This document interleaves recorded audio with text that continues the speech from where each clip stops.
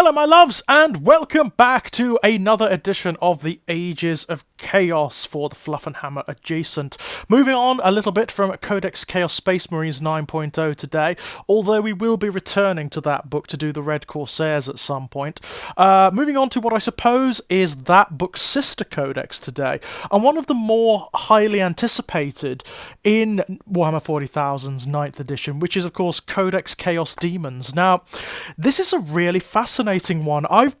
Since the very beginning of 9th Ed, I've been wondering how on earth they're going to do this. 9th edition, although it places more primacy on the assault phase than, say, 8th edition did, where it was pretty much all about the fire phase. It was all about long-range firepower. 9th Ed has a bit more emphasis on the assault phase and lends assault-based armies and units a little bit more credence than quite a few editions have up until this point.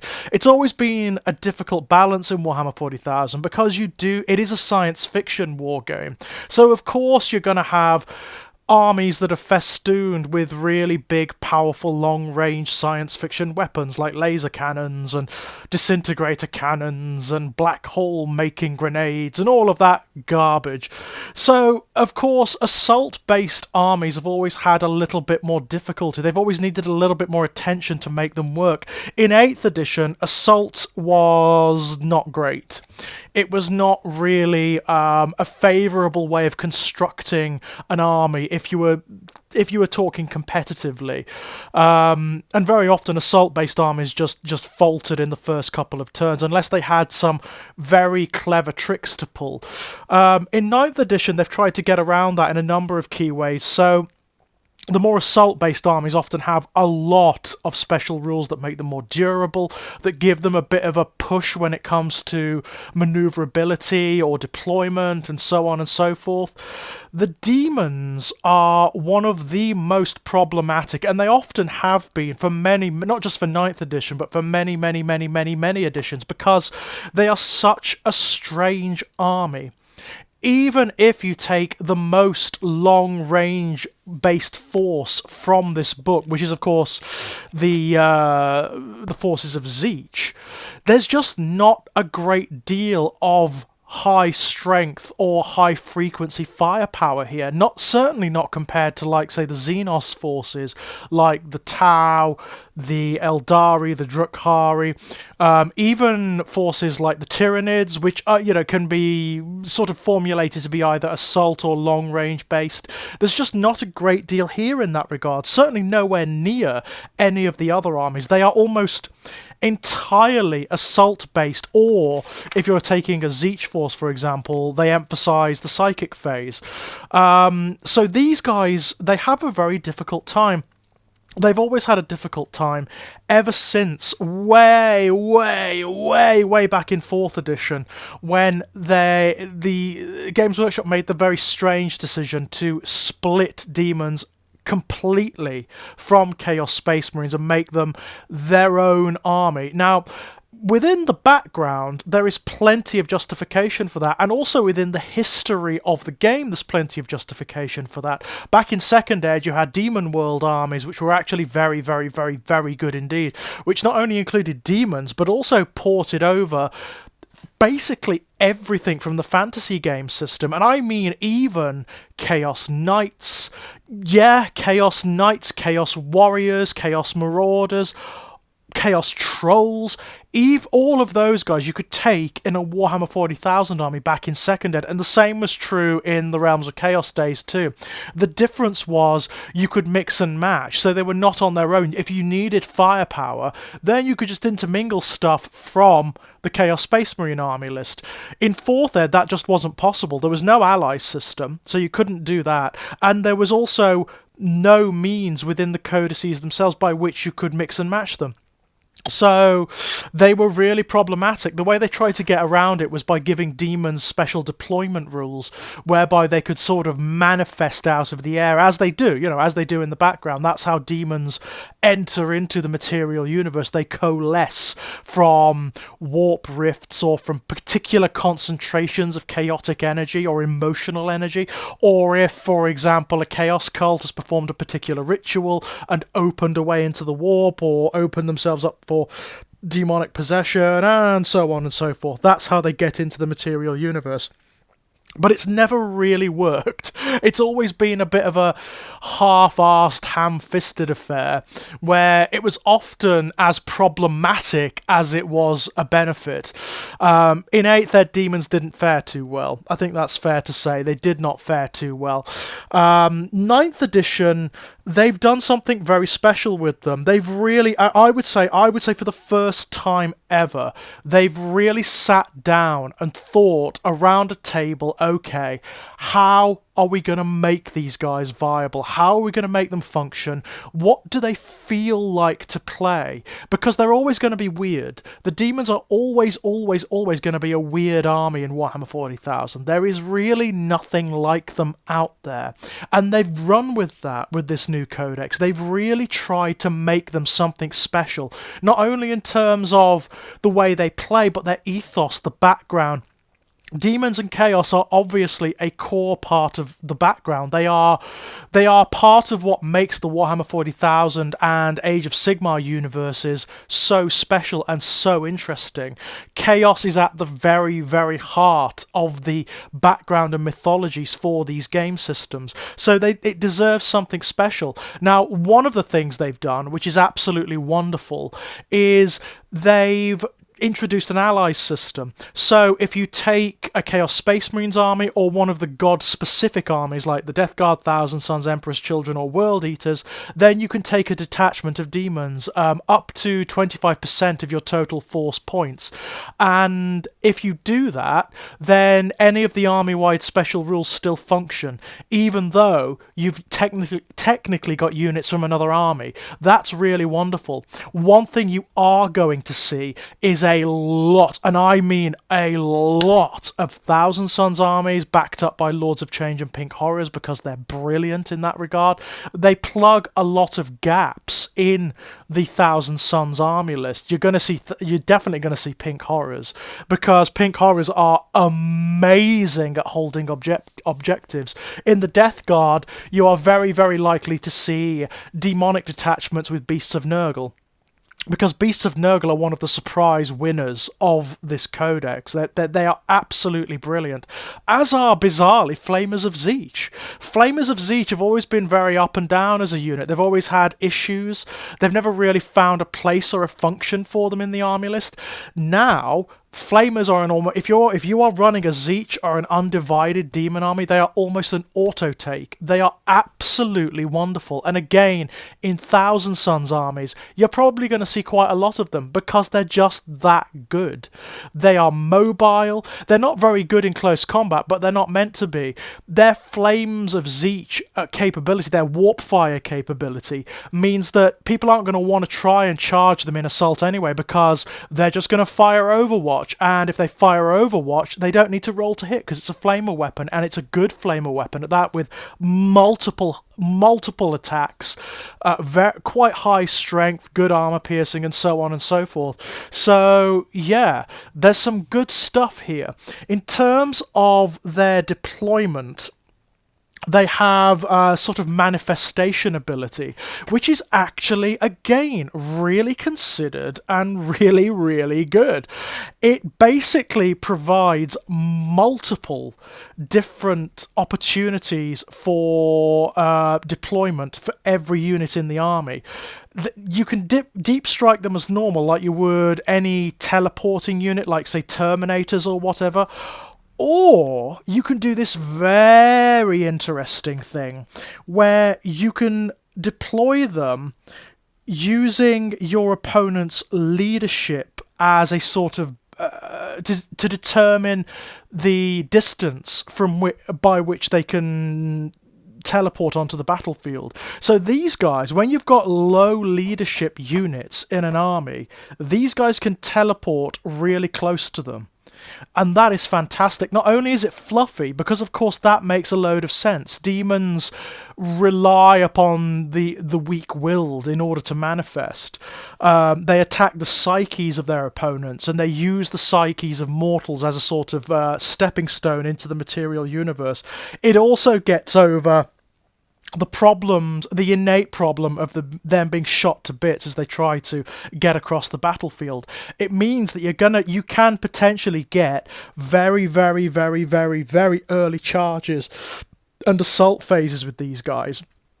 It's particularly nasty with a lot of Demons of Tzeentch that have long-range capabilities, because it means they are actually going to be deep striking quite close and firing all of their weapons or using all of their psychic powers. It's very, very cool. There's also the ability to use warp loci, which are basically units that have the warp locus keyword, and they can use that to teleport or manifest a bit more stably. It's a great special rule, and I would say for the first time ever they've got it right.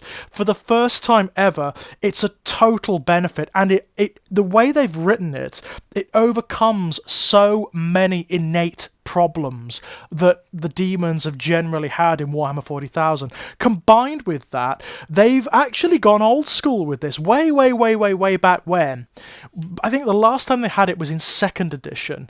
Demons didn't have like just a generic invulnerable save. They had their own bespoke demonic save, and the demonic save was very unusual in that it gave them certain immunities and vulnerabilities. Back in 2nd Ed, that meant that they were almost immune. Their save was immutable. You couldn't modify it unless the attack was being made with something like, say, a psychic power, a psychic weapon, or a flamer weapon. Then you could, because demons have a particular vulnerability to those weapons. Here in 9th Ed, they've simplified that a little bit, so there's not all of these. In 2nd Ed, there was a whole page of caveats as to what affected demons, what partially affected demons, what did, what didn't, and so on and so forth. Here, the demonic invulnerability special rule basically means that all demons now have an unmodifiable save. Their save cannot be modified by anything. So it's like an invulnerable save, but it's not an invulnerable save. It's a demonic invulnerability save. So items, special rules, relics, etc. that affect invulnerable saves do not affect demons.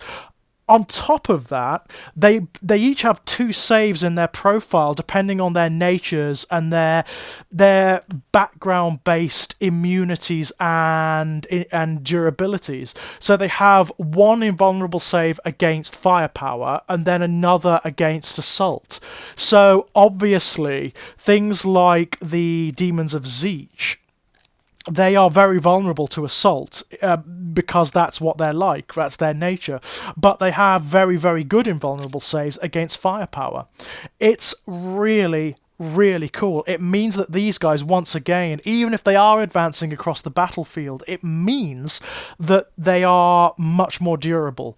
Much more durable. Another one of the rules which makes them really good in close combat is the Malefic Weapons special rule. Now, Malefic is a special term that applies only to weapons in a demon's arsenal.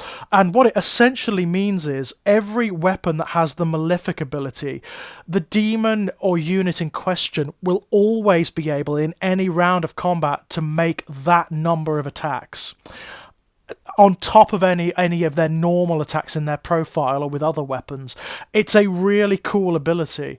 And the fact that Malefic weapons can't be modified, they can't, like their hit rolls, they can't be affected by psychic powers or anything like that, so you can't diminish them. They will always get those attacks. That is very, very, very, very good indeed. On top of that, They have the old demonic terror ability, which they haven't had for quite a while. Obviously, demons are phenomenally frightening to everyone and everything. They are supernatural entities. They're not even frightening in the way that the Tyranids are, for example, because they'll kill you and eat you. These are supernatural terrors from the heart, the collective souls of humanity, and also the alien species out there. So they affect the leadership and the combat attrition tests of those who are within a particular distance of them, which in combination with the manifestation rules is really good, and arguably one of the most brilliant special rules they have is the warp storm effects. Now, they did have a version of this in the last codex, but it was a bit problematic, it was a bit random. Now, the way it works is you don't roll on a random table, thank Zeech, by the way, for that. Basically, you roll a series of dice at the beginning of any turn. For each roll of I think it's 4+, you gain 1 warp storm point. There are ways of getting extra warp storm points through psychic powers and through relics and so on and so forth. And then you have 5 lists of special abilities that when you use warp storm points to invoke them, they take immediate effect, and they affect every unit in the army. That's very important. They immediately affect every unit in the army. So you have an undivided list, which any demon can use. Then you've got a Khorne list, a Nurgle list, a Slaanesh list, and a Zeech list. And this is a really cool special rule. It means that the demons are slightly unpredictable. The opponent is never really going to know what warp storm effect you're going to pull out of the fire. But on top of that, it makes them simpler to use. It's simplified the use of the army list. So most of the actual units, the actual the demonic entries in the Codex, they've been simplified massively. A lot of special rules have been removed, so you only have their basic special rules, their weapons options, weapon profiles, and their characteristics. That's largely it.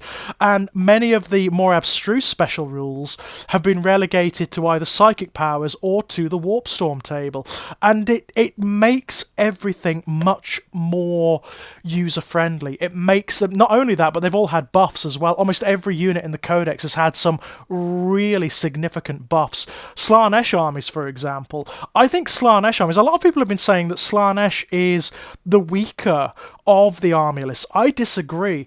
It's different from the others, but its strength is how fast it is. The slowest thing in the army list moves 9 inches per turn. That's the slowest thing. The fastest thing moves up to 20 inches. These units, Slaanesh armies, are going to close with the enemy. On top of using the manifestation special rule, they are going to close with the enemy really, really quickly. And once they close, they can do the business. You better believe it. They've got so many attacks, it's unbelievable. Many of which can be enhanced by their warp storm effects. So, for example, like in the old Codex, there were lots of abstruse special rules about returning destroyed models to a unit, healing wounds and whatnot. Now that is all contained within one warp storm effect, one undivided warp storm effect, so it can be purchased for anyone, which is Dark Invigoration, which if you spend the warp storm points on it, allows you to heal and also return destroyed models to a unit. So the demons re-manifest effectively. It's really cool. It's interesting. It's fun. It means that you can turn the tide of a battle if you're lucky by making the right selection, or if you have a lucky warp storm roll, if you get enough dice. It's very, very cool. Almost everything has had a massive buff in this. Greater demons are largely amazing in this codex. In particular, for myself, the one I've been looking at is definitely the Lord of Change. Taking a Lord of Change in either this army list or in 1,000 Suns army list is in its own demonic detachment with maybe some pink horrors to back it up. That is a very, very, very strong combination indeed. It's an amazing psyker. Outside the likes of Magnus the Red, there really isn't much that stands up to it. It's one of the best psychers in the game, and can be further buffed with things like relics, with exalted abilities. There's this whole thing with exalted demons, which is very simple now. To elevate a demon to exalted status, you have three options from each of the gods, and you can just buy it as an upgrade, and it's a special rule that applies to the greater demon, and that's the way it works. The book is brilliantly subdivided. One of the other problems with the previous Demons codices is that most players, not all of them, but most players like mono-god army lists. They tend to like to specialize. But the problem with practically all of the previous Demon codices is that some mono-god armies worked, most didn't. Most just did not work. They were not only not competitive, they were not fun, because you were just immediately hamstringing yourself. This book subdivides itself into basically 5 little army lists, 4 for each of the Chaos powers, and then there's a special Army of Renown, it's the big Chaos Undivided army, which is Balakor's army.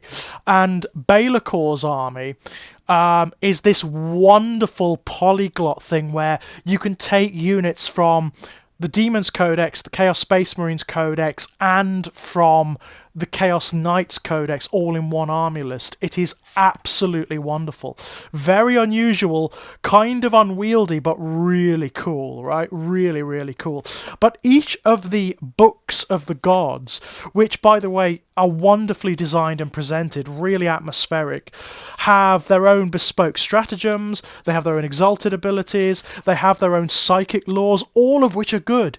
All of which are good. My personal favourite is the Soul Stain discipline, which is for Slaanesh units.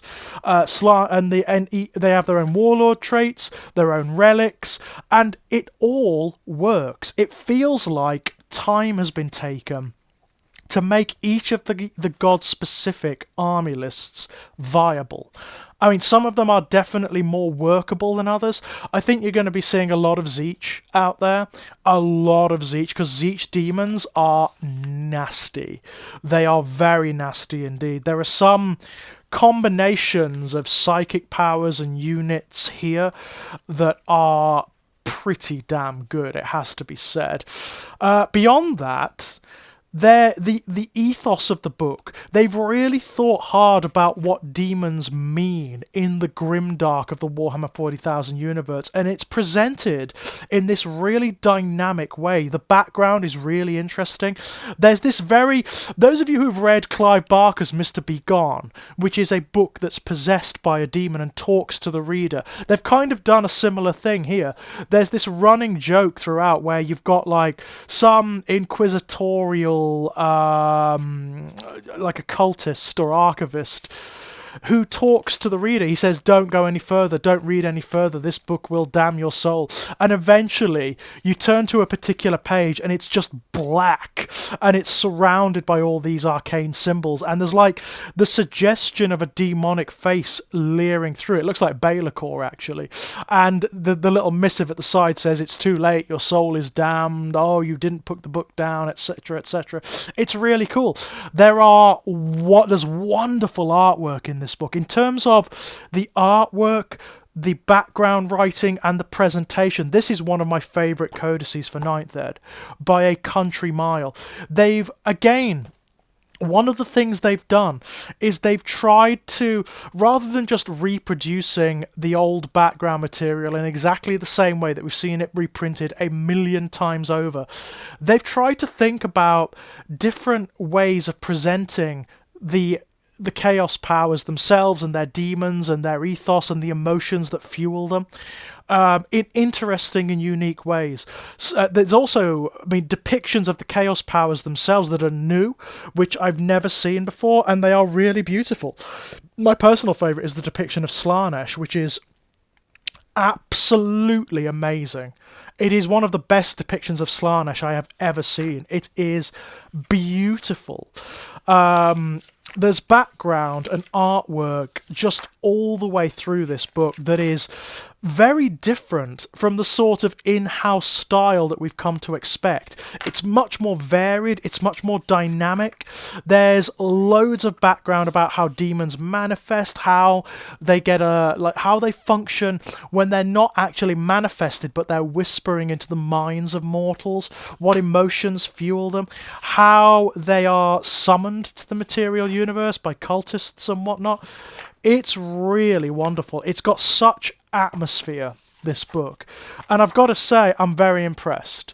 It's easily one of my favourite books for 9th edition, and I'm really tempted to either go for a Tzeentch demon army or a Slaanesh demon army. I think I'm going to go for Slaanesh actually. I mean, I know I've got my Thousand Sons, but man, the way Slaanesh armies work is so interesting, and there's so much you can do with them to make them aesthetically fun, to build the army list, to make it fun, make it interesting. I'm basically all in with this. My only tiny bone of contention is that this would have been an amazing opportunity to introduce some of the demonic units that exist in AOS that should exist in Warhammer 40,000 as well, right? Like the Sinessa and Dexessa, the children of Slaanesh, right? They are demons, so they exist in both universes, just like all other demons do. This was an ideal, and I mean ideal, opportunity to introduce them, but they don't, sadly. Which is a real shame. That's a real shame. Things like the Gaunt Summoners. The Gaunt Summoners could easily exist in the Warhammer 40,000 universe, and they could have really, introduced them, but it's a minor gripe, it's a minor nitpick. I'm sure that will probably happen at some point. But yeah, I'm really pleased with this book. It feels like effort has gone into it. It feels like it wasn't a throwaway codex. They didn't just throw it out as like an ally book for other armies. It feels like something they've really considered and put effort into. And in that regard, I'm very pleased with it. Very pleased indeed. Now, when we come back, I will take a look. I will do some short appendix videos on each of the books of Chaos in this tome, starting with the Book of Khorne, which is the first one in the book, and then going on through Tzeentch, Nurgle, Slaanesh, and then the very last book, which is Baelocor's. So yeah, when we come back, my loves, the Book of Khorne. Until then, bye bye.